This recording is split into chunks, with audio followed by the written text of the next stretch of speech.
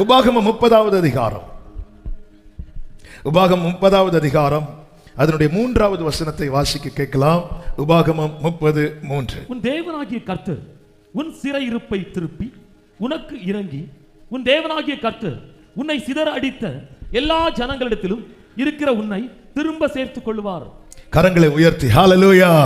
இந்த நாளிலே பேசும்படி கடந்த நாள் இரவிலே பரிசுத்த ஆவியானவர் சிந்தையிலே கொண்டு வந்து தியானிக்க வைத்த வார்த்தை, உன் சிறையிருப்பை திருப்புவே. சத்தம் ஆமென் சொல்லுங்க பார்க்கலாம். உன் தேவனாகிய கர்த்தர் உன் சிறையிருப்பை திருப்புவார். வலது கரத்தை உயர்த்தி, என் சிறையிருப்பை என் தேவனாகிய கர்த்தர் திருப்புவார். சிறையிருப்பு என்று சொல்லும் போது நமக்கு தெரியும், அடைக்கப்பட்டிருக்கிற அனுபவம். அடைக்கப்பட்டிருக்கிற அனுபவம் என்பது அது பல விதங்களிலே சொல்லப்படலாம். ஒன்று கை கால் விலங்கிடப்பட்டு ஒரு அறையில தனித்து விடப்பட்டு அதுவும் சிறையிருப்பு தான். இன்னொன்று பார்த்தீங்கன்னா, இந்த ஜூ எல்லாம் பார்த்தீங்கன்னா அது ரொம்ப பெரிய ஏரியாவாக தான் இருக்கும். நிறைய மிருகங்கள் இருக்கும், காட்டுக்கு ராஜாவங்க இருக்கும். அதுக்கு நல்ல இடம்லாம் கொடுக்கப்பட்டிருந்தாலும் அதால் என்ன செய்ய முடியாதுன்னா வெளியே வர முடியாது. அதுக்கு இஷ்டமானதை அதால வேட்டையாடி சாப்பிட முடியாது. அதுவும் சிறையிருப்பு தான். சில சிறையிருப்பு ரொம்ப நெருக்கமான சிறையிருப்பு, சில சிறையிருப்பு விசாலமான சிறையிருப்பு. சில பறவைகளுக்கு ரெக்கை இருக்காது, பறக்க முடியாது. ஆனா சில பறவைகள் கூண்டில் அடைக்கப்பட்டிருக்கும், அதை விட்டா என்ன ஆயிரும்? பறக்கும். அதுக்கு ரெக்கைகள் உண்டு, ஆனாலும் பறக்க முடியாது. அதான் சிறையிருப்பு. சிறையிருப்பு மாறினாதான் சுதந்திரமாய் நம்மால் செயல்பட முடியும். இந்த சிறையிருப்பின் அனுபவம் அதான் ஒவ்வொன்றும் ஒவ்வொரு டைப். யோசேப்பின் சிறையிருப்பு என்பது கை கால்கள் விலங்கிடப்பட்டு சிறையில் அடைக்கப்பட்டிருந்தான். அந்த சிறைச்சாலையை குறித்து ஒரு பிரசங்கத்தில் சொன்னதை கேட்டேன். அதாவது அந்த காலத்து சிறைச்சாலை கதவெல்லாம் ரொம்ப குனிஞ்சு தான் உள்ள போகணுமா. இன்னொன்று, அந்த அடைக்கப்பட்டிருக்கிற சிறைச்சாலையில் கூட ரொம்ப அப்படி நிமிர்ந்து கூட நிற்க முடியாத அளவுக்கு அது ஹைட் ரொம்ப கம்மியாக இருக்குமா. அப்போ மொத்தத்திலேயே 13 வருஷம் இப்படி பெண்டாகி தான் நடந்திருப்பார் யோசேப். என்ன இது ரொம்ப நெருக்கமான சிறையிருப்பு. இன்னொரு சிறையிருப்புனா விசாலமாக தான் இருக்கு, ஆனால் வெளியே போக முடியாது. லோத்தை பார்த்தீங்கன்னா வாசல்ல தான் உட்கார்ந்துருக்க முடியுதே தவிர வாசலை விட்டு வெளியே போக முடியல. உள்ள வளருகிறான், மனைவி எல்லாம் இருக்கு, ஆனா அந்த சோதோமின் வாசல்ல உட்கார்ந்து இருக்கிறாரே தவிர வாசலை விட்டு வெளியே போக முடியல. ஆண்டவர் வந்து சொல்றாரு, இங்க பாருப்பா, நீ கூட்டிட்டு போனா போக முடியல. சிறையிருப்பு. இந்த சிறையிருப்பு மாறணும்னா கர்த்தர் மாற்றினால் மட்டும்தான் உண்டு. நெகேமியா 1வது அதிகாரம் 3வது வசனத்துல இப்படி சொல்லப்பட்டிருக்கிறது. ஒருத்தங்க வந்து எருசலேமின் அலங்கம் தீக்கிரையாக்கப்பட்டிருக்கிறது. அரண்மனையில் நெகேமியா இருக்கிறார், பானபாத்திரக்காரனா. அப்போ வந்து அந்த இன்ஃபர்மேஷனை வந்து கொடுக்க வராங்க. சொல்லும் போது ஒரு வார்த்தை சொல்றாங்க, வாசிங்க. அதற்கு அவர்கள் சிறையிருப்பில் மீந்திருக்கிறவர்கள் அந்த தேசத்தில் மகா தீங்கையும் நிந்தையையும் அனுபவிக்கிறார்கள். சிறையிருப்பில் இருக்கிறவர்கள் அனுபவிக்கிற காரியங்கள் நிந்தை, தீங்கு. நமக்கு தெரியும், சிங்கம் காட்டுக்கு ராஜானாலும் அது ஜூல போய் பார்க்கும்போது நீங்க பாத்தீங்கன்னா அதை வேடிக்கை பார்க்கறதுக்கு தான் கூட்டம். காட்டில் இருக்கிற சிங்கத்தை வேடிக்கைலாம் அப்படி பார்க்க போக முடியாது. வேடிக்கை, சிம்சோனை வேடிக்கை காட்டுறதுக்காக கொண்டு வந்தாங்க. இன்னைக்கு ஏன் எல்லாருக்கும் சாப்பாடு இருக்கு, தங்குறதுக்கு இடம் இருக்கு, ஆனாலும் இன்னைக்கு எனக்கு வேடிக்கையா தானே பார்க்கறாங்க. அந்த அந்த யோசேப்பின் அது மட்டும் இல்ல சிறை, இதுவும் சிறைதான். இது வெளியே போக முடியாது, இதா போய் வேட்டையாடி சாப்பிட முடியாது, அவங்க கொடுக்கிறது தான். அதுவும் நம்ம ட்ராண்டரத்தில் நம்ம ஊர்களில் இருக்கிற சிங்கத்தை பார்த்தா நமக்கு சங்கடமா இருக்கும். ட்ராண்டரத்தில் அந்த சிங்கம் இப்போ இருக்கான்னு தெரியல. இந்த லாக்டவுன் முன்னாடி நினைக்கிறேன், போகும்போது பார்த்தா உண்மையிலே அது சிங்கம் தானான்னு இறங்கி பார்க்கவும் பயம். ஏன்னா காட்டில் இருக்கிற சிங்கம் அப்படி இருக்காது. அது தேடி ஆகாரம் கிடைக்கலன்னா அது கர்ஜித்தாலே வந்து விழுமா. அவ்வளவு பவர் அந்த சிங்கத்துக்கு இருக்கு. அந்த சிறையிருப்பு என்ன ஆகும்னா, நமக்கு இறகு இருந்தாலும் பறக்க முடியாது, பலன் இருந்தாலும் ஓட முடியாது, சாப்பாடு இருந்தாலும் சாப்பிட முடியாது. சிறையிருப்பில் மீந்திருக்கிறவர்கள் என்று சொல்லப்பட்டிருக்கிறது. சிறையிருப்பிலே மடிகிறவர்களும் உண்டு, மடிகிறவர்கள் உண்டு. மீந்திருக்கிறவர்கள் மகா தீங்கையும் நிந்தையையும் அனுபவிக்கிறார்கள். சிறை பிடிக்கிறவனுடைய திட்டம் அதுதான். இஸ்ரவேல் ஜனங்கள் எகிப்துக்கு போனாங்க, கொஞ்சமா போனாங்க. யோசேப்பு ஆல்ரெடி போயிட்டாரு, யாக்கோபு போகிறார், யாக்கோபுடைய குமாரர்கள் போறாங்க, குமாரர்களுடைய பிள்ளைகள் எல்லாம் சேர்த்து ஒரு 70 பேர் வச்சுக்கோங்களேன். கொஞ்சமா போறாங்க. அந்த கொஞ்ச ஜனம் இப்பொழுது என்னாக ஆரம்பிக்கிறாங்கன்னா, பெருக ஆரம்பிக்கிறாங்க. யோசேப்பை அறியாத ஒரு பார்வோன் வந்து எகிப்துல ராஜாவாக எழும்புகிறான். அவன் சொல்லுகிறான், யாத்திராகமம் 1வது அதிகாரம் 10வது வசனத்துல, யாத்திராகமம் 1:10, அவர்கள் பெருகாதபடிக்கு ஒரு யுத்தம் உண்டானால் அவர்களும் நம்முடைய பகைஞரோட கூடி நமக்கு விரோதமாக யுத்தம் பண்ணி தேசத்தை விட்டு புறப்பட்டு போகாதபடிக்கும் நாம் அவர்களை குறித்து ஒரு உபாயம் பண்ண வேண்டும். ஒருத்தன் சிறை பிடிக்கிறானா, அந்த அவனால் சிறை பிடிக்கப்பட்டவன் என்ன செய்ய வேண்டும் என்பதை அவனால சுயமா தீர்மானிக்க விட மாட்டான். இங்க நேற்று இந்த வார்த்தையை கொஞ்சம் தியானிக்கும் போது, ஆரம்பத்தில் இந்த பிரச்சனை இல்லையே, இவங்களுக்கு நல்லா தானே எகிப்துல இருந்தாங்க, இப்போ இந்த பிரச்சனை வர காரணம் என்ன? காரணம் ஒன்னே ஒண்ணுதான், அவங்க வளர்ந்துட்டாங்க. சிறையிருப்பில் இருக்கிறவன் வளர்ந்தால் பிரச்சனை. குழந்தை மோசைய தூக்கி வளர்த்தாங்க பார்வோன் வீட்டுல. ஆனா 40 வயதுல மோசையை பார்வோன் கொலை செய்ய வகை தேடினான். சிறையிருப்பில் இருக்கிறான், வகை தேடுகிறான், ஏன்னா வளர்ந்துட்டான். சிறையிருப்பில் இருக்கிறவன் வளர்ந்தா பிரச்சனை. யாக்கோபு ஒண்ணு இல்லாம லாபான் வீட்டுக்கு வந்தான், தூக்கி வச்சு கொண்டாடினாங்க. இப்ப யாக்கோபு என்ன செஞ்சாலும் அவன் ஆசீர்வதிக்கப்படுற, அவன் வளருகிறான் என்று அறிந்ததும் லாபானுடைய முகம் வேறுபட்டது.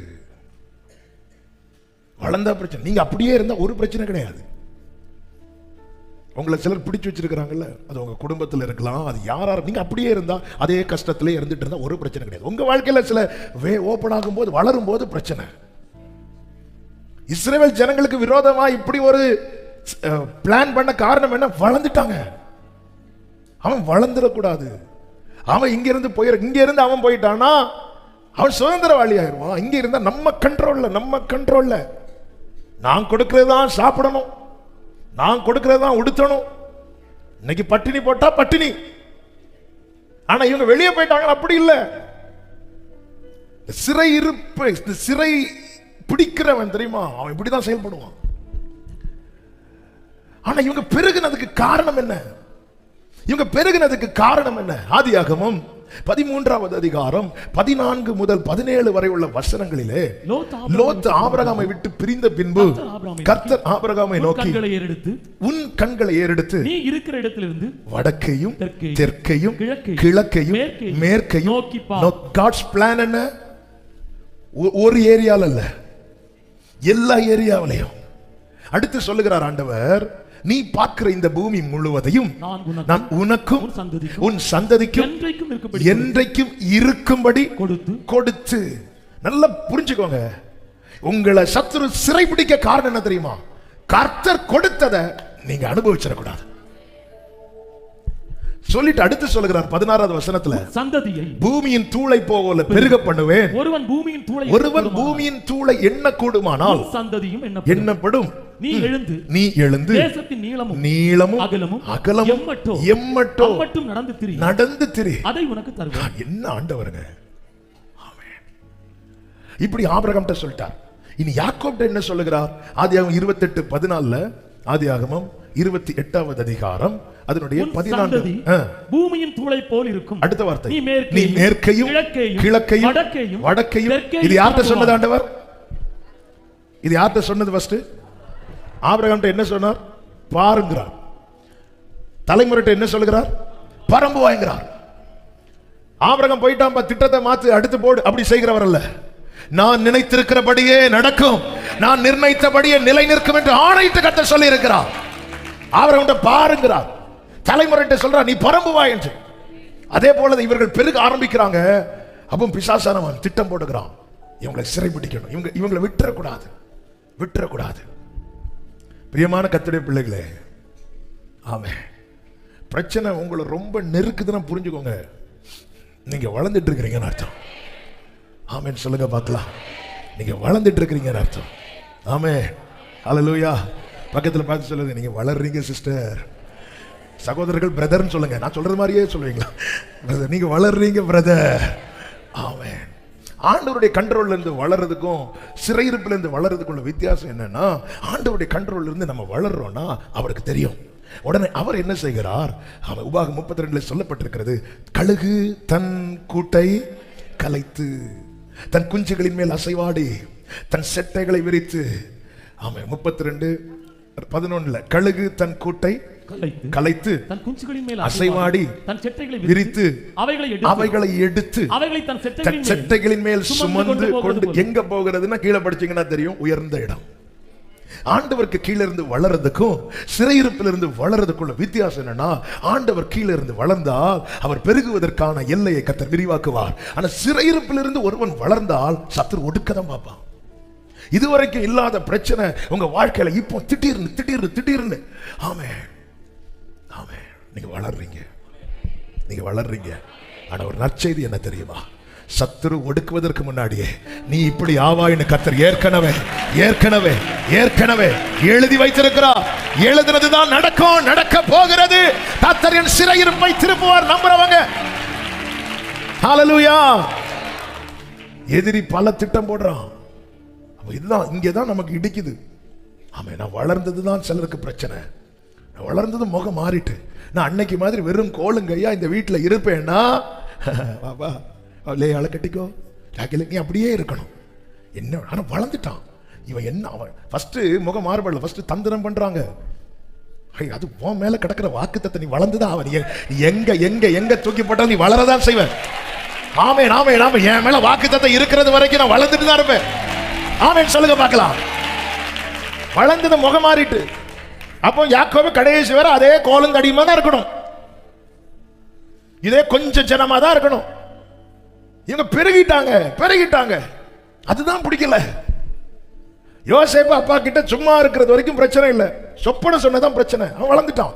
சொப்பனத்துல என்ன சொல்றான்? நான் உங்களை விட என்னுடைய அரிக்கட்டு வந்து மேல, அவ்வளவுதான் போ.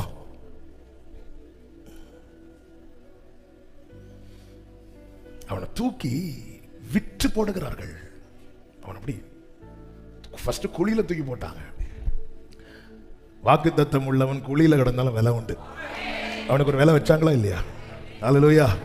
அவன் குழியில கிடந்து என்னங்க பண்ண முடியும்? ஒன்றும் பண்ண முடியலனாலும் வாக்குத்தத்தம் இருந்தா உனக்கு ஒரு விலை உண்டு, உனக்கு ஒரு விலை உண்டு. ஆமென் சொல்லுங்க பார்க்கலாம்.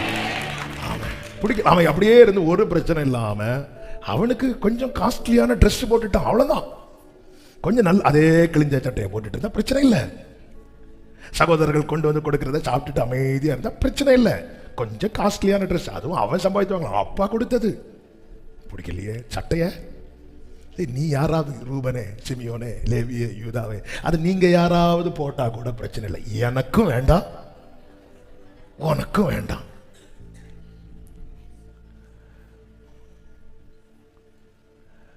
சிலர், நான் உங்களை சொல்லல, அப்படி உங்களுக்கு ஃபீல் ஆகுதுன்னா உங்களை தான் சொல்லிட்டு இருக்கிறேன். அவன் அதே கிழிஞ்ச சட்டை, இந்த ஜனம் அப்படியே இருந்தா பிரச்சனை இல்லை. அது வளர்ந்துட்டான், கொஞ்சம் சம்பாதிச்சுட்டான், கொஞ்சம் நல்லாயிட்டான், அவன் பெருகிட்டான். பிளான் பண்ணு, வா வா வா வா பிளான் பண்ணு. விட்டுறக்கூடாது. எல்லா வேலையும் அவன்கிட்ட கொடு, எல்லாத்தையும் செய். சிறையிருப்பு. அந்த ஜனத்தால எதிர்க்க முடியல. சிறையிருப்பில் இருக்கிறவனுக்கு எதிர்க்க முடியாது. அந்த ஜனத்தால மேற்கொள்ள முடியல. சிறையிருப்பில் இருக்கிறவனுக்கு மேற்கொள்ள முடியாது. அந்த ஜனத்தால ஒண்ணே ஒண்ணு மட்டும்தான் செய்ய முடிஞ்சது, அழ முடிஞ்சது. அழ முடிஞ்சது. எப்படி அழுதாங்கன்னா பெருமூச்சின் சத்தம். முறையிட்டுட்டே இருப்பாங்க, முறையிட்டுட்டே இருப்பாங்க. அவங்களுடைய ஃபீலிங்ஸுக்கு எகிப்துல நோ வேல்யூ. ஆனா அந்த பெருமூச்சின் சத்தம் பரலோகத்தில் எட்டினது, பரலோகத்தில் எட்டினது. நல்ல கைகளை தட்டி, என்னுடைய உணர்வுகளுக்கு இங்கே மதிப்பில்லாமல் இருக்கலாம், ஆனால் என் மேல வாக்குத்தத்தத்தை வைத்திருக்கிறவர் சமூகத்திலே என் உணர்வுகளுக்கு மதிப்பு உண்டு, என் உணர்வுகளுக்கு மதிப்பு உண்டு.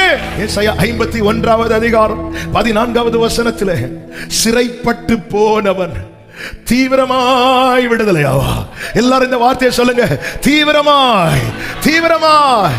அடுத்த வார்த்தை, அவன் கிடங்கிலே சாவதும் இல்லை. அவனுடைய அப்பம் குறைவுபடும். சத்துரு சிறைபிடிக்கிறது எதுக்கு தெரியுமா? இப்படியே இருந்துட்டு இப்படியே செத்துறணும். ஆமென். யோவானுடைய சிறையிருப்பு தான் பத்மு தீவு. ஆனால் அங்கே வந்து அவனுக்கு கர்த்தர் கொடுத்த நம்பிக்கை என்ன? செத்தவனை போல விழுந்து கிடந்த அந்த யோவானை தட்டி எழுப்பி, பயப்படாதே, நான் முந்தினவரும் பிந்தினவருமா இருக்கிறேன், மரித்தேன், ஆனாலும் இதோ சதா காலங்களிலும் உயிரோடு இருக்கிறேன்னு சொல்லிட்டு அப்படி கையை காண்பித்து கொடுக்கிறார். அந்த கையில தான் மரணத்தின் திறவுகோலும் பாதாளத்தின் திறவுகோலும் இருக்கிறது. அதன் அர்த்தம் என்ன? டொமிஷியன் ஒன்னு இங்க தூக்கி போட்டுட்டான், ஆனா இங்க கடந்து நீ சாகணுமா வேண்டாமா என்பதை தீர்மானிக்கிறது டொமிஷியன் அல்ல, மரணத்தை ஜெயித்தவர், மரணத்தை ஜெயித்தவர். தீவிரமாய் விடுதலையாவா. அவன் கிடங்களை சாவதும் இல்லை. அவனுடைய அப்பம், சிறைப்பட்டவன் விடுதலை ஆகிறது வரைக்கும் அவன் வாழ்க்கையில என்ன குறைவு குறைவு குறைவு குறைவு குறைவு குறைவு. ஏன் இந்த குறைவு? வேலை பார்க்கிறாங்க இஸ்ரவேல் ஜனங்கள், வைக்கோல் குறைவு, எல்லாமே குறைவு. அதாவது அதனாலதான் போய் கேட்கல, போய் பிரச்சனை போய் ராஜா கிட்ட முறையிடல. முறையிட்டாங்களே இருக்கிறத கட் பண்ணுவாங்க. சில அதிகாரத்தில் இருக்கிறவங்களை பார்த்துருக்கீங்களா? கீழே இருக்கிறவங்க கொஞ்சம் சேலரி கூட்டி தரக்கூடாதுன்னா இருக்கிறத கட் பண்ணுவாங்க. இந்த மாதம் உனக்கு போனஸ் கட்டு, அதனால எதுக்கு வம்பு? அடுத்த வசனத்தில் சொல்லப்பட்டிருக்கிறது 15வது வசனத்தில் இந்த வார்த்தை கவனிங்க. சிறையிருப்பிலிருந்து கர்த்தரால் வெளியே கொண்டு வர முடியுமா என்கிற கேள்வியோடு, நான் இருக்கிற சிறையிருப்பிலிருந்து வெளியே கொண்டு வர முடியுமா என்கிற கேள்வியோடு இருக்கிற ஒவ்வொருவருக்கும் இந்த வார்த்தையை சொல்லுகிறேன். உன் தேவனாகிய கர்த்தர் நானே என்கிறார். அடுத்த வார்த்தை, அலைகள் கொந்தளிக்கத்தக்கதா சமுத்திரத்தை குலுக்குகிற. கைகளை உயர்த்தி ஆமென் சொல்லுங்க பார்க்கலாம். அவர் சமுத்திரத்தை என்ன செய்வாரா? குலுக்குறதுல அலையே வெளியே வருது. நாம் இருக்கிற சிறையிருப்பு அவருடைய கரத்துக்கு எம்மாத்திரம், எம்மாத்திரம். சிறைப்பட்டு போனவன் தீவிரமாய் ஆமென் சொல்லுங்க பார்க்கலாம். எரேமியா 30:3 சொல்லப்பட்டிருக்கிறது, இதோ நாட்கள் வரும் என்று சொல்லுகிறார், அப்பொழுது நான் இஸ்ரவேலும் யூதாவுமாகிய ஜனத்தினுடைய சிறையிருப்பை திருப்பி நான் அவர்கள் பிதா. சிறையிருப்பை திருப்புறது எப்போ திருப்பணும்னு கர்த்தர் ஒரு நாளை குறிச்சு வச்சிருக்கிறார். கடந்த நாளில் ஒரு வீட்டில் ஜெபிக்கும் போது ஒரு தாயார் சொன்ன வார்த்தை, அது என்ன ரொம்ப பாரப்படுத்தினது. ஆண்டவர் இந்த வாக்குத்தத்தங்களை தந்திருக்கிறார், ஒருவேளை நான் பார்க்கலனாலும் என் பிள்ளைங்களாவது அதை பார்ப்பாங்கன்னு நான் நம்புறேன் அப்படின்னு சொன்னாங்க. அந்த வார்த்தை வந்து எனக்கு உள்ள சிலர் சொல்ற காரியத்தை அப்படி கேட்டுட்டு இருப்போம், ஆனால் சில வார்த்தைகள் அப்படி உள்ள உழந்துரும். அப்போ அதுக்காக ஆண்டவர் ஜெபிக்க வைப்பார். அப்போதான் இந்த நாட்கள் வரும்னு சொல்லிட்டு இன்னொரு வார்த்தை ஆவியானவர் காண்பித்து கொடுத்தார். செப்பனியா 3வது அதிகாரம் அதனுடைய 20வது வசனத்தில், அக்காலத்தில் உங்களை கூட்டிக் கொண்டு வருவேன், அக்காலத்தில் உங்களை சேர்த்துக் கொள்வேன், உங்கள் கண் காண நான் உங்கள் சிறையிருப்பை திருப்புவேன். எத்தனை பேர் இந்த வார்த்தையை நம்புறீங்க? ஆமா, எனக்கு அநேகர் இப்படித்தான், ஒருவேளை என் காலம் போச்சு அது என் பிள்ளைங்களாவது. ஆமா, நேற்று இந்த வார்த்தையை தியானிக்கும் போதே இருதயத்தில் அப்படியே ஒரு ஸ்பார்க், அப்படியே ஒரு தீப்பொறி எரிய ஆரம்பிச்சது.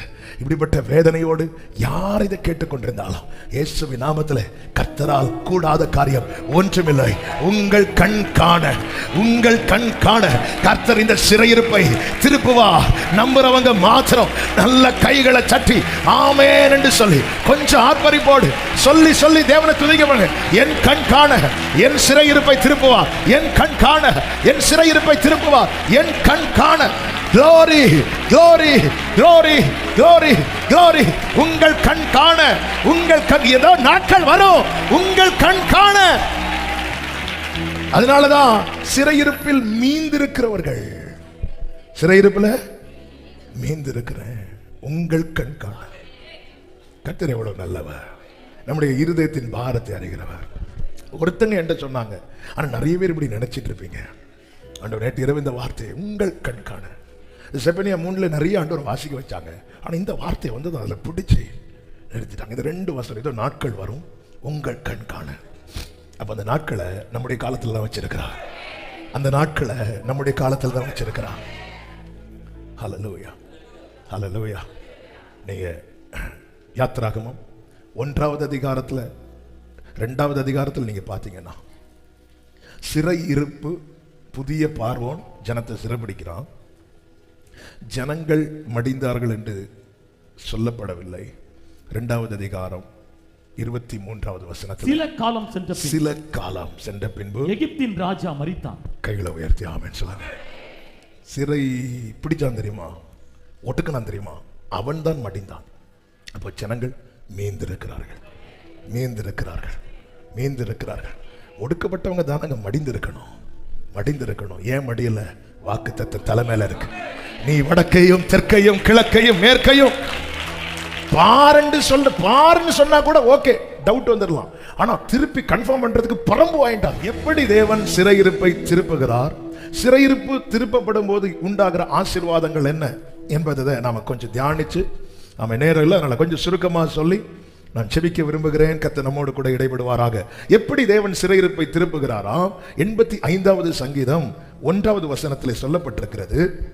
85:1. கர்த்தாவே உமது தேசத்தின் மேல் பிரியம், கர்த்தாவே உமது தேசத்தின் மேல் பிரியம் வைத்து யாக்கோபின் சிறையிருப்பை திருப்பினீர். சிறையிருப்பு மாறணும்னா தேவ பிரியம் வேணும், பிரியம் வைக்கணும். தேவன் பிரியம் வைக்கிறார். அப்ப எப்பொழுது தேவன் பிரியம் வைக்கல அப்படின்னா, சங்கீதத்திலும் எபிரேயரிலும் சொல்லப்பட்டிருக்கிறது. ஆமென். இருதய கடினம் தேவனுக்கு கோபத்தை கொடுக்குது. உடனே தேவன் என்ன சொல்லுகிறார்? இவர்கள் எந்த பிள்ளைகள்? கோபாக்கினையின் பிள்ளைகள் என்றும். அது மாத்திரமல்ல, அவருடைய இளைப்பாறுதலில் பிரவேசிப்பதில்லை என்று கர்த்தர் எப்படி ஆணையிட்டார்? கோபத்திலே ஆணையிட்டேன், கோபத்தில். தேவன் என் சிறையிருப்பை மாற்றணும்னா கர்த்தர் என் மேல் பிரிய வைக்கணும். கர்த்தர் நேசிக்கிற, அவருடைய நேசம் மாறாது. ஆனால் அந்த பிரியம் என்மேல், அதை நான் அனுபவிக்க கூடாதபடிக்கு என்னுடைய இருதய கடினம், என்னுடைய செயல்கள், இதனால தானே சிதேக்கியா ராஜா கிட்ட எத்தனை முறை இந்த எரேமியாவை கொட்டேன். மனசு வைக்கலையே, கொஞ்சம் கூட விட்டு கொடுக்கலையே. எவ்வளவு பெரிய சிறை இருப்பு தெரியுமா? அதுதான் பாபிலோனின் சிறையிருப்பு. எவ்வளவு கஷ்டப்பட்டாங்க தெரியுமா? அதன் பிறகு தானியேல் போன்றவர்கள் எழும்பி தேவ சமூகத்தில் போராடினது நிமித்தமாக, ஆமென், ஹல்லேலூயா, கர்த்தர் பெரிய தரியு நாட்களிலே பெரிய ஒரு விடுதலையை கர்த்தர் கட்டளையிட்டார். இந்த சிறையிருப்பில் அகப்பட்டா அதுக்கப்புறம் ரொம்ப கடினம். சிறையிருப்பில் மீந்திருக்கிறவர்கள் மகா தீங்கையும் நிந்தையையும் அனுபவிக்கிறார்கள். தேவன் பிரியம் வைக்கணும், தேவன் பிரியம் வைக்கணும். எப்ராஹிம் தன் இளவயதின், ஐயோ நான் தப்பு பண்ணிட்டேனே என்று தன் இளவயதின் நிந்தையை சுமந்து வருகிறதை, அவன் சொல்லுகிறதை நிச்சயமாக கேட்டேன். எவன் ஒருவன் தன் பிள்ளைகளை உணர்ந்து மனம் வருந்தி தேவனிடத்தில், ஐயோ ஆண்டவரே நான் இப்படி பண்ணிட்டேனே என்று சொல்லுகிறானோ, வெரி நெக்ஸ்ட் வெர்ஸ்ல என்ன சொல்லப்பட்டிருக்கிறது? எப்ராஹிம் எனக்கு அருமையான குமாரன் அல்லவா. எனக்கு தேவன் இதை தான் பார்த்துட்டு இருக்கிறார். நான் இன்னும் என் இருதயத்தை கடினப்படுத்தி தள்ளி தள்ளி போவேன் என்றால் சிறையிருப்பின் கட்டுகள் பெருகதான் செய்யுமே தவிர குறையாது. அந்த இளையகுமாரன் மனம் வருந்தி தன் தகப்பனிடத்தில் திரும்பின போது அந்த சிறையிருப்பின் வஸ்திரங்கள் மாற்றப்படுகிறது. சுத்தமான புதிய வஸ்திரம் அவனுக்காய் கொடுக்கப்படுகிறது. அவன் வீட்டுக்குள்ளே கொண்டு போகப்படுகிறான். சிறையிருப்பு நம்ம சும்மா ஜோம் பண்றோம், எடுக்கிறோம், எல்லாம் ரைட். சிறையிருப்புக்கான காரணத்தை கண்டுபிடிக்கணும். முதல்ல காரணம் என்ன? யோசேப்பு நாட்கள்ல கொஞ்சம் பேர் இருந்தாங்க. அன்னைக்கு சிறைபிடிக்க முடியாத பார்வோன் இன்னைக்கு இவ்வளவு ஜனம் பெருத்திருந்தும் ஏன் சிறைபிடிக்கிறாங்கன்னா, அன்று யோசேப்பு நாட்களில் இருந்தவர்கள் தேவனை அறிந்திருந்தார்கள். இந்த ஜனங்கள் தேவனை அறிகிற அறிவை விட்டு விட்டார்கள். ஓசியா 14வது அதிகாரம் 1 முதல் 4 வரை உள்ள வசனங்களை நீங்கள் பார்க்கும்போது, உன் தேவனாகிய கர்த்தரிடத்தில் திரும்பு, நீ அக்கிரமத்தினால் விழுந்தாய். வார்த்தைகளை கொண்டு கர்த்தரிடத்தில் திரும்புங்கள். அவரை நோக்கி தேவர் எல்லா அக்கிரமத்தையும் நீக்கி எங்களை தயவாய் அங்கீகரித்தருளும். அப்பொழுது நாங்கள் எங்கள் உதடுகளின் காளைகளை செலுத்துவோம். அசீரியா எங்களை ரட்சிப்பதில்லை. ஆண்டவரே, அசீரியா எங்களை ரட்சிப்பதில்லை. நாங்கள் குதிரைகளின் மேல் ஏற மாட்டோம். எங்கள் கைகளின் கிரியையை பார்த்து நீங்கள் எங்கள் தேவர்களை என்ன நம்ப ஆரம்பிச்சுட்டாங்கன்னா தங்கள் கிரியை, தங்கள் பலத்தை, தங்கள் பணத்தை, ஏன்னா வசதி வந்துட்டுல நம்ப ஆரம்பிச்சுட்டாங்க. சிறையிருப்பு வந்த போதுதான் தெரிந்தது, இல்ல இதெல்லாம் ஒன்றுக்குமே உதவாது. இனி நாங்கள் எங்கள் கைகளின் கிரியை பார்த்து எங்கள் தேவர்கள் என்று சொல்ல மாட்டோம். இப்படி சொல்லிட்டு இருக்கும்போது கர்த்தர் சொல்லுகிறார் 4வது வசனத்துல, நான் அவர்கள் சீர்கேட்டை குணமாக்குவேன், அவர்களை மனப்பூர்வமாய் சிநேகிப்பேன், என் கோபம் அவர்களை விட்டு நீங்கிட்டு. நீ கர்த்தரிடத்துல திரும்ப. இன்னைக்கு கர்த்தர் இந்த செயலை செய்ய போகிறார். கோபம் விலகுது, பிரியம் உண்டாகுது. கோபம் விலகுது, பிரியம் உண்டாகுது. உபாகம் 30வது அதிகாரத்தில் அதுதான் அப்படிதான் சொல்லப்பட்டிருக்கிறது. 30வது அதிகாரம் 1வது வசனம் 2வது வசனம் 1 சொல்லப்பட்டிருக்கிறது, நீ உன் இருதயத்திலே சிந்தனை செய்து. 2வது வசனத்திலே சொல்லப்பட்டிருக்கிறது, உன் தேவனாகிய கர்த்தரிடத்திற்கே திரும்பி உனக்கு கற்பிக்கப்பட்டது எல்லாம் நீ உன் பிள்ளைகளும் உங்கள் முழு ஆத்மாவோடும் அவருடைய சத்தத்திற்கு செவி கொடுத்தால் உன் தேவனாகிய கர்த்தர் உன் சிறையிருப்பை திருப்பி. நான் இப்படிதான் இருப்பேன், நான் இதே பாவம் செஞ்சுட்டு இருப்பேன், வசனத்தை கேட்க மாட்டேன், ஜெபம் பண்ண மாட்டேன், சர்ச்சுக்கு வர மாட்டேன், நான் அப்படியே தான் இருப்பேன். என் சிறையிருப்பை திருப்பணும்னா சிறையிருப்பு கூடும். சரி, நான் அகப்பட்டுட்டேன். சிம்சோனுக்கு எவ்வளவு வார்னிங் கொடுக்கப்பட்டது. அதுக்கப்புறம் மீறி போய் அகப்பட்டுட்டான். ஆனா அகப்பட்ட பிறகும் அவன் ஜெபத்தை கர்த்தர் கேட்டு விடுதலை கொடுக்கிறார். ஒரு விஷயம் கர்த்தர் விடுதலை கொடுக்கிறார். மனாசே கர்த்தருடைய வார்த்தைகளை கவனியாதே போனான் என்று 2 நாளாகமம் 33வது அதிகாரத்திலே சொல்லப்பட்டிருக்கிறது. 2 நாளாகமம் 33 10 11 வசனங்களிலே இப்படி சொல்லப்பட்டிருக்கிறது, கர்த்தர் மனாசேயோடும் அவனுடைய ஜனத்தோடும் பேசின போதிலும் அவர்கள் கவனிக்காதே போனார்கள். ஆகையால் கர்த்தர் அசீரியா ராஜாவின் சேனாபதிகளை அவர்கள் மேல் வரப்பண்ணினார். அவர்கள் மனாசேயை முச்செடிகளை பிடித்து 2 வெண்கல சங்கிலியால் அவனை கட்டி பாபிலோனுக்கு கொண்டு போனார்கள். அடுத்த வார்த்தை, இப்படி அவன் நெருக்கப்படுகையில் தன் தேவனாகிய கர்த்தரை நோக்கி கெஞ்சி தன் பிதாக்களின் தேவனுக்கு முன்பாக மிகவும் தன்னை தாழ்த்தினான். அவரை நோக்கி அவன் விண்ணப்பம் பண்ணி கொண்டிருக்கிற போது அவன் கெஞ்சுதலுக்கு அவன் சிறையிருப்பில் இருக்கிறவன் ஜெபம் பண்ணா கர்த்தர் கேட்பார். உண்மையிலே இந்த மனாசே ஜெபத்தெல்லாம் கேட்கவே கூடாது, அப்படிப்பட்ட காரியத்தை செய்கிறான். இந்த மனாசே எசேக்கியா ராஜாவுக்கு ஆண்டவர் எக்ஸ்ட்ரா ஒரு 15 வருஷம் கொடுப்பார்ல, அதுல பிறந்தவன். ஆண்டவர் சம்பத்தை சேர்க்கும் நாளில் சேர்ப்பார், விட்டுறணும். நம்ம சண்டை போட்டு அப்பவே அந்த எசேக்கியா போயிருந்தாருன்னு இந்த பிரச்சனை. இந்த மனாசேயினாலேயே யூதா கோத்திரம் முழுவதையும் கர்த்தர் தள்ளினார் என்று பைபிள்ல சொல்லப்பட்டிருக்கிறது. மனாசே நிமித்தம் யூதா கோத்திரத்தை கர்த்தர் தள்ளினாராம்.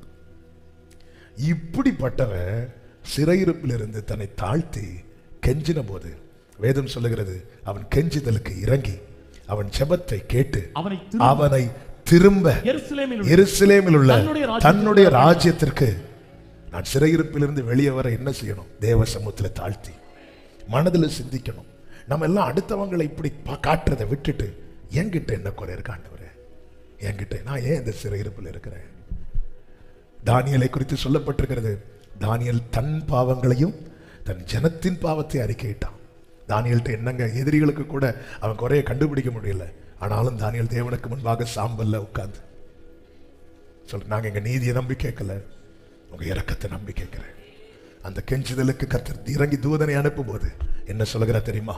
எனக்கு பிரியமான புருஷனான தானியேலே, நம்முடைய இருதய கடினம் தேவ பிரியத்தை அனுபவிக்க விடாது. நம்ம தாழ்த்தும் போது தாழ்மையுள்ளவனுக்கு கர்த்தர் கிருபை கொடுக்கிறார். அந்த கிருபை தான் என்ன தெரியுமா? எந்த சிறையிருப்பா இருந்தாலும் அதிலிருந்து கர்த்தர் வெளியே கொண்டு வருவார். ஒரு மனாசே வெளியே கொண்டு வந்த ஆண்டவருக்கு அவரை அப்பா பிதாவே என்று அழைக்கிற உங்களையும் என்னை வெளியே கொண்டு வர முடியாதோ? கர்த்தர் சொல்லுகிறார், நான் மனப்பூர்வமாய் சிநேகிப்பேன். நம்முடைய வாழ்க்கையை பாருங்க, எவ்வளவு நாள் தான் அந்த கட்டு இருக்கும்? எவ்வளவு நாள் தான்? இந்த சிறையிருப்பிலிருந்து கர்த்தர் வெளியே கொண்டு வருவாராக. சிறையிருப்பு திருப்பப்படும் போது உண்டாகிற ஒரு 5 காரியங்கள், 5 நன்மைகளை ஆமென் எல்லாம் எக்ஸ்பிளைன் பண்ண டைம் இல்ல, நேரம் போகிறது. நம்ம கொஞ்ச நேரம் செபிக்க போகிறோம். அதை சொல்லி இதுக்காக நம்ம ஜெபம் பண்ணணும். சிறையிருப்பு திரும்பும் போது என்ன உண்டாகும்? யோபு 42வது அதிகாரம் அதனுடைய 10வது வசனத்தை வாசியுங்கள். யோபு 42:10. யோபு தன் சிநேகிதருக்காக வேண்டுதல் செய்த போது அவன் ஒரு காரியம் திரும்ப திரும்ப ரிப்பீட் ஆயிட்டு இருக்கு. சிறையிருப்புல இருந்து வெளியே வர ஜெபம் ரொம்ப அவசியம். ஆமே, நான் ஜெபிக்கிறதுக்கு முன்னாடி உன் மனதிலே சிந்தனை செய், உன்னை தாழ்த்து, உன் நிலைய பாரு.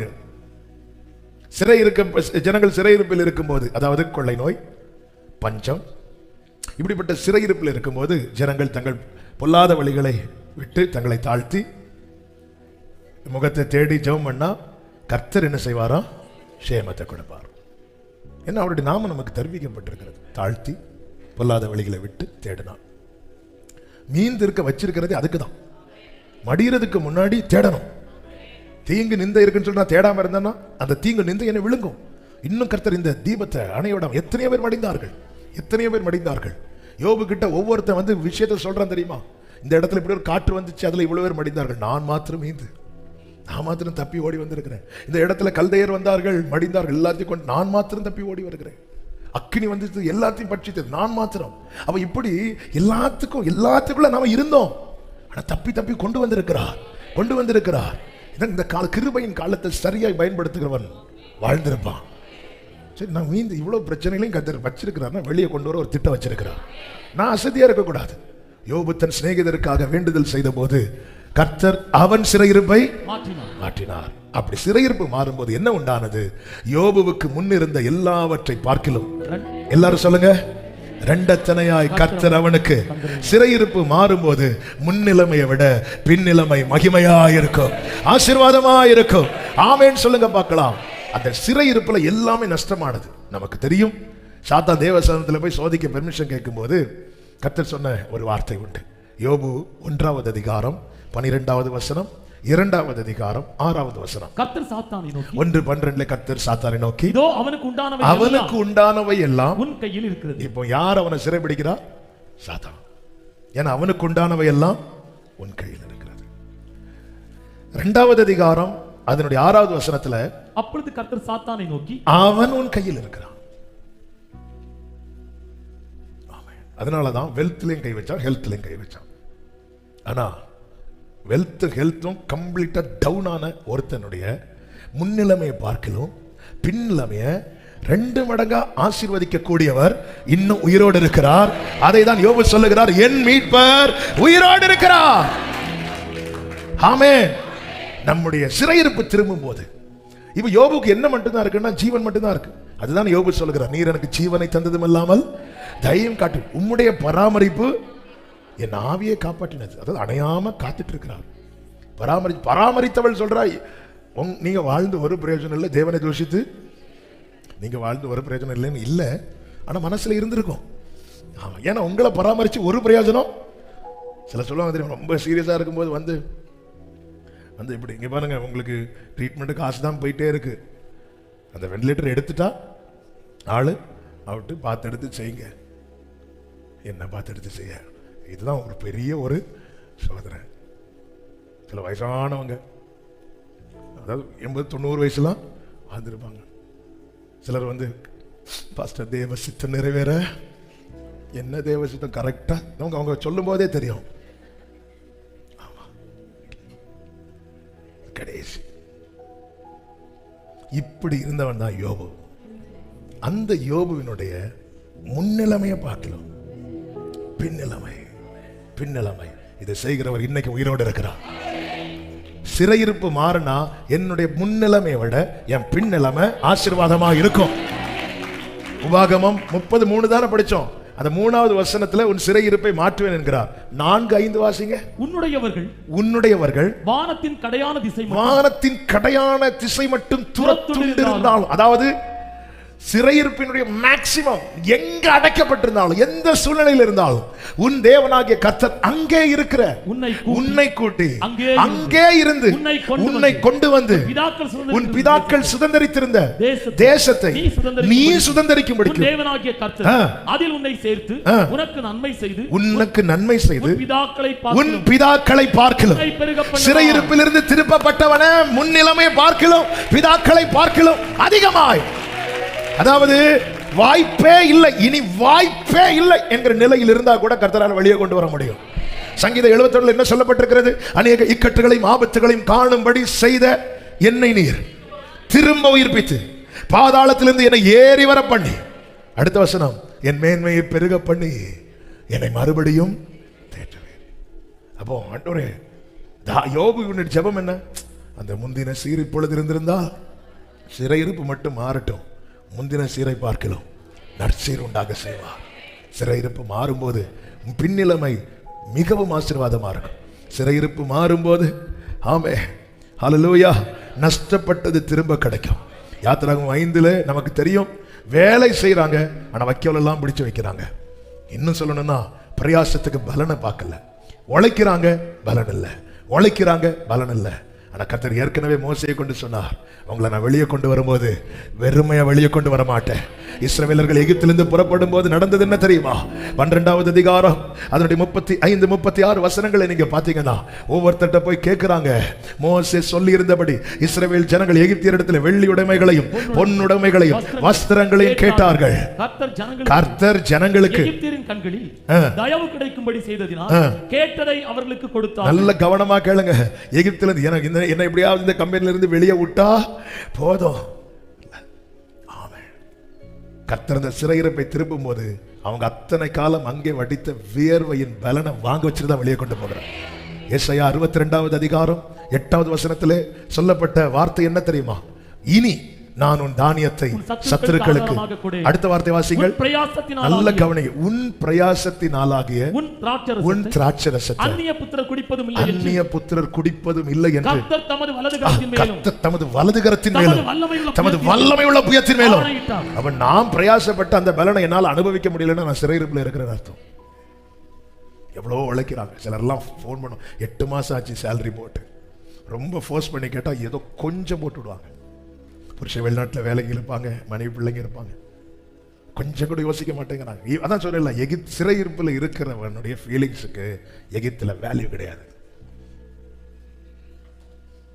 10 மாசம் 8 மாசம் வேலை பார்த்துருப்பாங்க, வேண்டான போவாங்க. 8 மாசம் உழைப்புக்கு பலன் இருக்கு, அதை எப்படி வாங்காம போக முடியும்? அதனால ஒரு சகோதரர் பேசிட்டு இருக்கும்போது இப்படிதான், சரி அப்போ ஏன் நீங்க அங்க வேலை பார்க்குறீங்கன்னா அவங்க சொன்னாங்க, 2 வருஷம் சம்பளம் பாக்கி இருக்கு, அதுக்காக நான் கொஞ்சம் கிடைக்கும்னு நம்பி சகிச்சிட்டு இருக்கிறேன். இயேசுவின் நாமத்தில் சிறையிருப்பு மாறுவதாக. உன் உழைப்பின் பலனாகிய உன் பிரயாசத்தினாலாகிய உன் திராட்சரசத்தை அந்நிய புத்திரர் இனி குடிப்பது இல்லை என்று கர்த்தர் தமது வலது கரத்தின் மேலும் தமது வல்லமையுள்ள புயத்தின் மேலும் ஆணையிட்டார். இயேசுவின் நாமத்தில் ஜெபிக்கிறேன். பிரயாசத்தின் பலனை ஆண்டவரே இன்னும் கையில வாங்காம கஷ்டப்பட்டு கொண்டிருக்கிற ஒவ்வொருடைய வாழ்க்கையில் இருக்கிற சிறையிருப்பு மாறுவதாக, நஷ்டப்பட்டது திரும்ப கிடைப்பதாக. ஆமென். சிறையிருப்பு மாறும்போது உண்டாகிற அடுத்த ஆசீர்வாதம் 3வது எரேமியா 30வது அதிகாரம் அதனுடைய 10வது வசனத்தை வாசிக்க கேட்கலாம். ஆகையால் என் தாசனாகிய யாக்கோபே நீ பயப்படாதே, இஸ்ரவேலே கலங்காதே என்று கர்த்தர் சொல்லுகிறார். இதோ நான் உன்னை தூரத்திலும் உன் சந்ததியை தங்கள் சிறையிருப்பின் தேசத்திலும் இராதபடிக்கு ரட்சிப்பேன். யாக்கோபு திரும்பி வந்து அமர்ந்து சுகித்திருப்பான். அவனை தத்தளிக்க பண்ணுவார் இல்லை. சமாதானமான வாழ்க்கை. இன்னைக்கு ஏன் யாக்கோபு வீட்டை விட்டு வெளியே போனார்? இனி இருந்தா பிரச்சனை. அதுதானே யாக்கோபுடைய பேரே பைபிள் என்ன சொல்லுங்க? கூடாரவாசி. வீட்டிலே இருந்து பழகினவன், ஆனா வீட்டில் இனி இருந்தா பிரச்சனை. வீட்டில் பில்லோ இருக்கு, பெட் இருக்கு, கட்டில் இருக்கு, அங்க படுத்தா பிரச்சனைன்னு சொல்லிட்டு வனாந்திரத்துல ஒரு கல்லை வச்சு படுத்துட்டு இருக்கிறான். சமாதானத்தை இழந்துட்டான். வீட்டில் சிறையிருப்பு திருப்பி கர்த்தர் கொண்டு வரும்போது எங்க சமாதானமா வாழ முடியலையோ அங்க கர்த்தர் சமாதானமாய் வாழ வைப்பார். அதான் தாவீது வழியில சொல்றாரு, 43 சங்கீதம் 2வது வசனம் நினைக்கிறேன், சத்துருவினால் ஒடுக்கப்பட்டு நான் ஏன் துக்கத்துடனே தெரிய வேண்டும். ஆண்டவரே ஏன்பா நான் ஏன் துக்கத்தோடு தெரியணும்? நான் ஏன் துக்கத்தோடு? ஒரு இடத்துல என்னால நிம்மதியா இருக்க முடியுதா?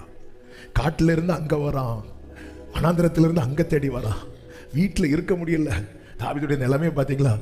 வீட்டுல படுத்து தூங்குனா சவுல் கொன்றுவான்னு சொல்லிட்டு தாவீது இருக்கிறது மாதிரி அங்க இருக்கிற பில்லோலாம் வச்சு செட் பண்ணி மீகால் வச்சுட்டாங்க. தாவீது இறங்கி ஓடுறாரு. தாவீது அங்க உள்ள படுத்து தூங்கிட்டு இருக்கிறார். என்னைக்குப்பா இந்த சவுல் வீட்டுல நிம்மதியா படுத்து தூங்க விட்டான்? தாவீது இன்ஸ்ட்ருமெண்ட் மட்டும் வாசிச்சுட்டு இருந்தா பிரச்சனை இல்லை, அவன் யுத்தம் பண்ணி ஜெயிச்சுட்டான். பாத்தீங்களா? அதுதான் இந்த சிறை பிடிக்க நினைக்கிறான் தெரியுமா? அவனுக்கு அவனுடைய பிடியில் இருக்கிறவன் வளர்றதே பிடிக்காது. அப்படிப்பட்ட சவுலின் ஆவி, அந்த பொல்லாத ஆவி இந்த அனுபவத்தில் இருக்கிற எல்லாரும் விட்டு வெளியேறுவதாக இயேசுவின் நாமத்தில். தாவீதே, நீ கொஞ்சம் சகோதரர்களை பாருங்க, அவன் யுத்த காலத்தில் வந்து பிடிக்கல, நீ கொஞ்சம் ஆடமே, நீ அப்படி நீ கொஞ்சமா தான் இருக்கணும், நீ கொஞ்சமா தான் இருக்கணும். ஆமென். அது ஒரு பொல்லாத ஆவி. ஒருத்தங்க வளர்ச்சி பார்த்து பிடிக்கலனாலே நம்ம என்னதான் வெள்ளையும் போட்டு அந்நிய பாஷை பேசினாலும் தேவனுடைய அழைப்பும் கிருபை வரங்களும் மாறாதது. ஆனா ஆவியானவர் போய் வருஷம் ஆயிருக்கும். ஆமென். நம்ம அந்த அது ஒரு பார்வனுடைய ஆவி இல்ல, ஃபீலிங்ஸுக்கு அவன் அவன் அழு என்ன வேணாலும் அழு. அவருடைய ஃபீலிங்ஸுக்கு முக்கியத்துவம் கொடுக்க மாட்டாங்க.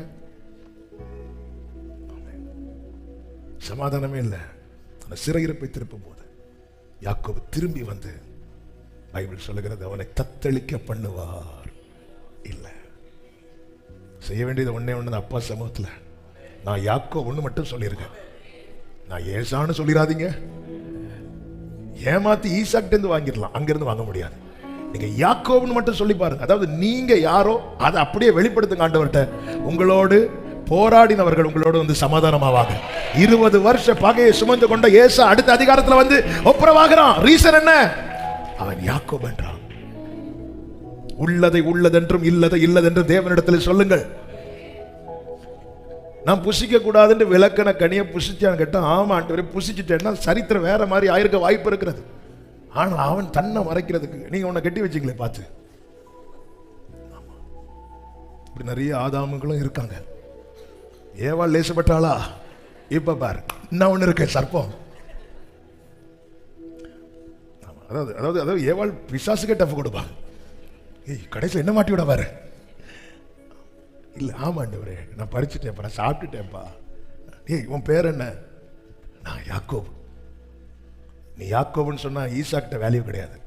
உன் ஃபீலிங்ஸுக்கு எங்க வேல்யூ தெரியுமா? அங்க பைபிள் சொல்லுது, அங்கே அவனை ஆசீர்வதித்தார். அங்கெல்லாம் ஏசான்னு சொன்னா நல்ல, ஏன்னா ஏசாவை ஈசாக்கு ரொம்ப பிடிக்கும். சமாதானமான வாழ்க்கை. ஏசாயா 5 இருக்கிறது, சாரி யோபு 5 இருக்கிறது, உங்களுடைய கூடாரம் சமாதானத்தோடு இருக்க காண்பு. ஆமென். எத்தனை பேர் அதை விரும்புறீங்க? எங்க வீட்டில் சமாதானம், குடும்பமா பந்தியை சுற்றிலும் அவன் எல்லாம் சேர்ந்திருந்து மகிழ்ச்சியாய் சாப்பிடு. எத்தனை குடும்பங்கள் இது நஷ்டமாகி எத்தனை ஆண்டுகள் ஆயிருக்கிறது. புருஷ மனைவி பிள்ளைங்க எல்லாம் சேர்ந்திருந்து அவன் கஞ்சியா இருந்தாலும் சேர்ந்திருந்து சந்தோஷமா சாப்பிடுறது. அது எவ்வளவு பிளெஸிங். ஆமென். ஆண்டவரே, இதை தடை பண்ணுகிற சிறையிருப்பு இயேசுவின் நாமத்தில் விலகுவதாக விலகுவதாக விலகுவதாக விலகுவதாக. ஆமென். 2 வார்த்தையை சொல்லிட்டு ஜெபிக்கிற. சிறையிருப்பு மாறும்போது களிப்பின் சத்தம் உண்டாகும். எரேமியா 33:11. எரேமியா 33:11. இன்னும் களிப்பின் சத்தமும் மகிழ்ச்சியின் சத்தமும் மணவாளனின் சத்தமும் மணவாட்டியின் சத்தமும் சேனைகளின் கர்த்தரை துதியுங்கள், கர்த்தர் நல்லவர், அவர் கிருபை என்றும் உள்ளது என்று சொல்லுகிற சத்தமும் கர்த்தருடைய ஆலயத்துக்கு ஸ்தோத்திர பலிகளை கொண்டு வருகிறவர்களுடைய சத்தமும் கேட்கப்படும் என்று கர்த்தர் சொல்லுகிறார். அவர்கள் முன் இருந்தது போல இருக்கும்படி சிறையிருப்பை திருப்புவேன். இயேசுவின் நாமத்தில் இந்த நற்செய்தியை சொல்லுகிறேன். சிறையிருப்பு திருப்பப்படும் போது குடும்பத்தில் மகிழ்ச்சியின் சத்தம், திருமண தடைகள் மாறுமா, மணவாளனின் சத்தம் கேட்கும், மணவாட்டியின் சத்தம். அது மாத்திரமல்ல, கர்த்தரை துதியுங்கள், அவர் நல்லவர், அவர் கிருபை என்றும் உள்ளது என்று சொல்லுகிற சத்தம் உண்டாகும். கர்த்தருடைய ஆலயத்துக்கு ஸ்தோத்திர பலிகளை, நமக்கு தெரிஞ்ச வசனம் மட்டும் தான் வாயில வரும். ஆமென். கர்த்தருடைய ஆலயத்துக்கு ஸ்தோத்திர பலிகளை கொண்டு வருகிறவர்களின் சத்தமும். சிலர் பார்த்திருக்கீங்களா, வீட்டில் சங்கடமா இருப்பாங்க, சர்ச்சில் வந்து சந்தோஷம் ஆயிடுவாங்க. சிலர் வீட்லயும் துக்கம், அந்த துக்கத்தினால இங்க வந்து அவங்களால. ஆனா சிறையிருப்பு மாறும்போது சர்ச்சில் எவ்வளவு ஹாப்பியா இருக்கிறாங்களோ அதே போல குடும்பத்துல எத்தனை பேர் அதை விரும்புறீங்க? எத்தனை பேர்? ஆண்டவரே, சிலருக்கு மீட்டிங் முடிஞ்சாலே வழி வந்துடும், ஐயோ முடிஞ்சிட்டான்னு. சிலருக்கு எப்படா முடியும் இருக்கும். சிலருக்கு சில பேர் முடிச்சுட்டு போதுக்கே மனசு இல்லாம வெளியூர்ல இருந்தெல்லாம் சிலர் வருவாங்க பாருங்க. அப்படி போகும்போதே நினைச்சு வரோம். சர்ச்சில் படிக்கிற ஒரு பிள்ளை ஹாஸ்டலில் நிற்கிறான். மாதத்துக்கு ஒரு வாட்டி வருவான். வரும்போது சிரிச்சிட்டு வருவான், போகும்போது ஜோமனை வந்து நிற்ப முகத்தை பார்த்தா 7 வருட கொடும் பஞ்ச மாதிரி அப்படி அவ்வளோ சங்கடம். ஆமாம். அப்போ வீட்லேயும் மகிழ்ச்சி. ஆமாம், கர்த்தரால செய்ய முடியும். ஆமாம். ஒரு விஷயம் உங்கள் வலது கரத்தை ஆண்டவரே, இங்கே கொண்டு வந்து இங்கே எனக்கு கிடைக்கிற தேர்தல், இங்கே எனக்கு கிடைக்கிற ஆறுதல், இங்கே எனக்கு கிடைக்கிற அந்த சந்தோஷம் என்னை நீங்கள் வச்சிருக்கிற கூடாரத்தில் வேணும், என்னை நீங்க வச்சிருக்கிற இடத்துல வேணும் வேணும். கர்த்தர் சிறையிருப்பை திருப்பும் போது இப்படி நடக்கும் சகோதரா, இப்படி நடக்கும் சகோதரி, இயேசுவின் நாமத்திலே ஆமென் சொல்லுங்க பார்க்கலாம். நான் ஒரு காரியத்தை சொல்லி செபிக்கிறேன். ஆமென். நமக்கு தெரியும், பாபிலோன் ராஜா இஸ்ரவேலரை யூதாவெல்லாம் சிறைபிடிக்கிறான். அப்பொழுது அங்கே இஸ்ரவேலின் ராஜாக்கள் மாறுகிறார்கள். யோயாக்கின் ராஜாவா எழும்புகிறான். அப்பொழுது பாபிலோனில் ஏவில் மெரோதாக் என்கிறவன் ராஜஸ்தானத்தில் இருக்கிறான்.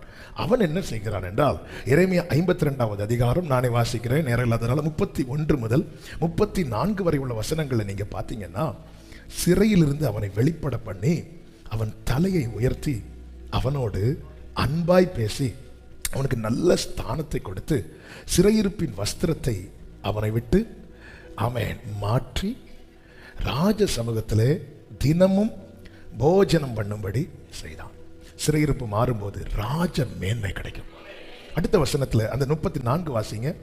அவன் உயிரோடு இருந்த நாளெல்லாம் அவனுடைய மரண நாள் பரியந்தம் அவனுடைய செலவுக்காக பாபிலோன் ராஜாவினால் கட்டளையான அனுதின திட்டத்தின் அனுதினமும் அவனுக்கு கொடுக்கப்பட்டு வந்தது. ஒரு ராஜா தன் சிறையிருப்பில் இருக்கிற ஒருவனை வெளியே கொண்டு வந்து அவன் உயிரோடு இருக்கிற நாளெல்லாம் அவனுக்கு வேண்டியது கொடுக்க கட்டளையிட்டு அது கொடுக்கப்பட்டு வந்தது என்று சொல்லும் போது, ஒரு நிலையில்லாத ஸ்தானத்தில் இருக்கிறவனுக்கு, தன் கீழ் இருக்கிறவனுக்கு இவ்வளவு செய்ய முடியுமானால், நிலையான ஸ்தானத்தில் இருக்கிறவனுக்கு சிறையிருப்பிலிருந்து வெளியே வந்த ராஜ மேன்மை கிடைக்கும்.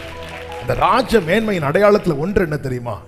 கடைசி வர வேண்டியது கிடைச்சிட்டே இருக்கும், மரண நாள் பரியந்தம். அதாவது அவனுக்கு எவ்வளவு, அவன் எப்போடா ரிட்டையர் ஆகிறான், அன்னையோட அவனுக்கு பென்ஷனை கட் பண்ணி எல்லாம் கட் பண்ணு, அப்படி இல்லை. ராஜ கட்டளை என்பது அவனுடைய மரண நாள் பரியந்தம், அவனுடைய கடைசி வர கொடுக்கப்படும். அது மாத்திரமல்ல, ராஜ சமூகத்தில் அவனுக்கு டெய்லி அப்பம் புசிக்கிற பாக்கியம். சிறையிருப்பு மாறும்போது, மொர்தெகாயின் சிறையிருப்பு மாறின போது அவனுக்கு கொடுக்கப்பட்டது ராஜ மேன்மை. ஆமோனால சிறையிருப்பு, அந்த ஆமோன் கண்ணுக்கு முன்னாடியே ராஜ மேன்மை. பிரியமான கர்த்தருடைய பிள்ளைகளை, நம்ம செய்ய வேண்டியது ஒன்னே ஒண்ணுதான், தேவ சமூகத்தில் நம்மை தாழ்த்தி. அப்போ இதுல எந்தெந்த காரியங்கள் உங்க வாழ்க்கையில கட்டாக இருக்கு அல்லது ஸ்டாப் ஆகிருக்கிறது? பின்னிலைமை மோசமா போயிட்டு இருக்கா முன்னிலைமை விட? அல்லது உழைப்பின் பலன் வேற யாரோ சாப்பிட்டுட்டு இருக்கிறாங்களா? அல்லது வீட்டுக்குள்ள சமாதானமா இருக்க முடியலையா? வீட்டுல மகிழ்ச்சியின் சத்தம் நஷ்டப்பட்டு விட்டதா?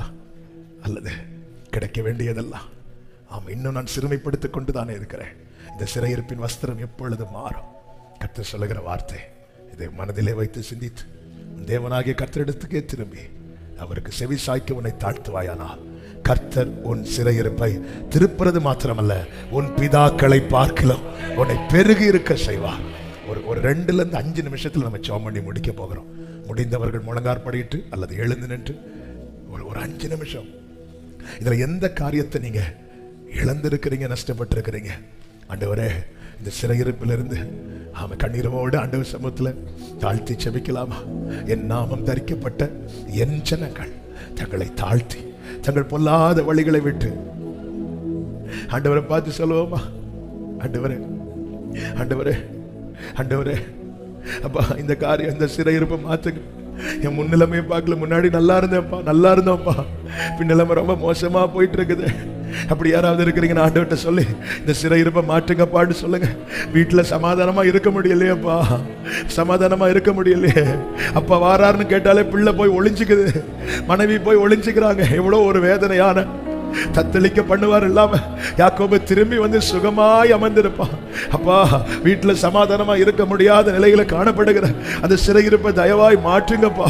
ஆண்டவரை கஷ்டப்பட்டு இரவு பகலா உழைச்சோம் ஆண்டவரை, அந்த பிரயாசத்தின் பலனை இன்னொருத்த அல்லவா சாப்பிட்டுட்டு இருக்கிறா, இன்னொரு ஆள் அல்லவா இனி உன் தானியத்தை சத்துருக்களுக்கு ஆகாரமாய் கொடேன் என்று உடைய வலது கரத்தின் மேல ஆணையிட்டீரே. என் பிரயாசத்தின் பலனை நான் காணும்படிக்கு என் சிறையிருப்பை திருப்புங்கப்பா, சிறையிருப்பை திருப்புங்கப்பா.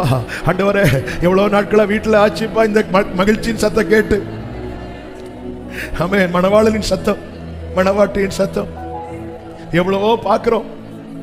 சில பெற்றோருடைய கண்ணீர் எவ்வளவோ பார்க்கிறோம், எவ்வளவோ பார்க்கிறோம், ஒண்ணுமே வாய்க்கப்பட மாட்டேங்குது.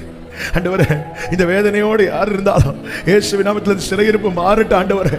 சீக்கிரமாய் அந்தந்த குடும்பங்களிலே அந்த மணவாளனின் சத்தம், அந்த மணவாட்டியின் சத்தம் கேட்பதாக, கேட்பதாக, கேட்பதாக. கர்த்தாவே கிருபை செய்யும் ஆண்டவரே. நீர் சிறையிருப்பின் வஸ்திரத்தை மாற்றும் ராஜா அல்லவா? ஒரு பாபிலோன் ராஜாவே யூதா ராஜா கிட்ட அன்பா பேசுவானா? நீர் அன்பின் உறைவிடம் அல்லவா?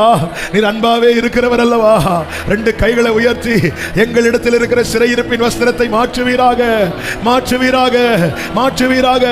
இன்னும் எங்களிடத்தில் அந்த சிறையிருப்பின் வஸ்திரம் இருக்குமானால் தயவாய் மாற்றுவீராக, தயவாய் மாற்றி போடுவீராக, தயவாய் மாற்றி போடுவீராக. அப்படியே கைகளை உயர்த்தி வைக்கலாம். நான் ஜெபித்து முடிக்கிற நல்ல தகப்பனே, இரக்கமுள்ள பிதாவே, உன் சிறையிருப்பை மாற்றுவேன் என்று நீர் இந்த நாளில் எங்களோடு பேசி நம்முடைய தயவுக்காய் ஸ்தோத்திரம். எங்களை உடைய சமூகத்திலே தாழ்த்துகிறோம், அர்ப்பணிக்கிறோம் ஆண்டவரே. இன்னும் ஆண்டவரே, யார் யார் வாழ்க்கையில இந்த சிறையிருப்பின் அனுபவம் இருக்கிறதோ இயேசு கிறிஸ்துவின் நாமத்தில் இப்பொழுதே, இப்பொழுதே அது மாறுவதாக, மாறுவதாக.